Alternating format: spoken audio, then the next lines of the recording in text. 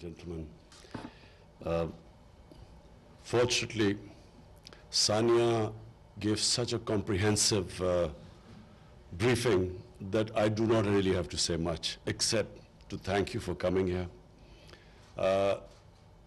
and really taking so much interest with so much passion for something which we Pakistanis, it's our duty to take people out of poverty.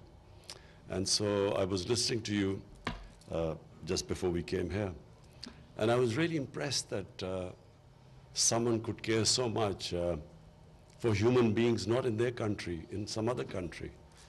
And I find that that's really what differentiates human beings, the compassion. I was a social worker before I became a politician. So my motivation for coming into politics was social work. I felt that there was, if I just stuck to social work, there was so much to do that no amount of social work could make a difference. It's only if you came into government and built a welfare state, that's the only way you can really help the people in your country, the underprivileged people in your country. And hence I came into politics. I was inspired by our Prophet, peace be upon him, who set up the first welfare state in the history of mankind. It was the state he set up in Medina was based on principles of compassion and justice. And the state decided to take the responsibility of the weaker section of the society.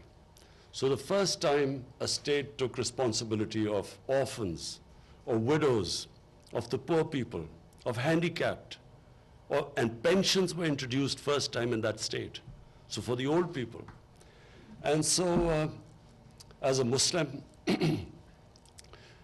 we are told in the holy book by the Almighty, the divine book, that we have to follow the example of our Prophet, peace be upon him. And hence, my motivation for coming into politics, to build a welfare state in Pakistan. And so this program of Ehsaas, which basically means care and compassion, this program which you see, and which I must compliment Sania, because she has done really hard work, comprehensive, the way she has gone in fine details to set up these various initiatives under the heading of Ehsaas. And this, of course, financial inclusion is the core of the Ehsaas program, because unfortunately, this trend in the world where the poor get poorer and the rich get richer, the poor countries get poorer and the richer countries get richer. The gap keeps increasing. I find that it is inhuman. I find it's inhuman that the statistics I read, I think it was one of the UN bodies which came up with these statistics, that 60 odd people own as much wealth as about 3 billion people on this earth. So there has to be something wrong with that system, which creates this inequality where people have such money which they will never be able to, if they lived 5 lifetimes, they would not be able to spend it. And yet on the other side, you have poverty. And I also feel that this greed in the universe, where you have the rich wanting to avoid taxes, so have their offshore accounts and these tax havens, and would do anything not to be part of, not to pay their dues so that you can lift people out of poverty, as what China has done. What China has done is remarkable. I mean, they have taken out almost 700 million people out of poverty in 30 years. Never done in human history. So this idea where the rich want to get richer and this greed, it is the biggest curse of this planet.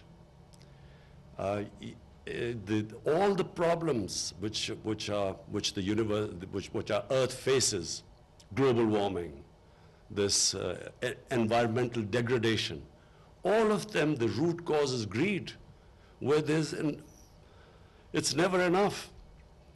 I mean, you can make as much money as you want, but the level of greed is always going to make you want more. And so you have this strange phenomena on this earth where you have people now getting into these boats, risking their lives to get to the land of milk and honey, where people want to get away from poverty. So I feel that, yes, in our country we will be trying our best, not because of votes, because it's my belief that it's not a civilized society where you have such poverty, where sections of your society are deprived of their daily needs, and the rich just want more and more money and don't pay their taxes. So this is a real, what we have, my government has decided that we will be the first government that is going to, all our policies will be to lift people out of poverty.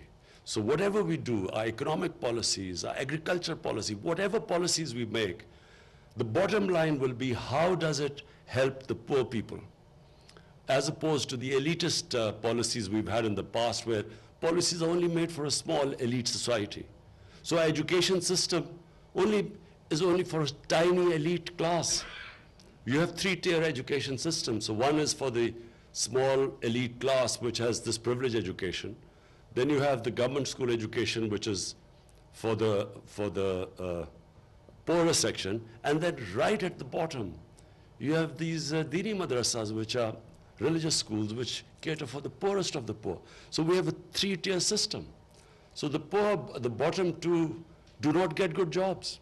So the society only caters for the elite. The hospitals are for the elite. Taxes, poor people, common people pay taxes because most of our taxes come from indirect taxes. The rich hardly pay taxes. So the whole mindset has to change, where the whole society as a whole decides that we cannot allow this unfair, unjust system to continue.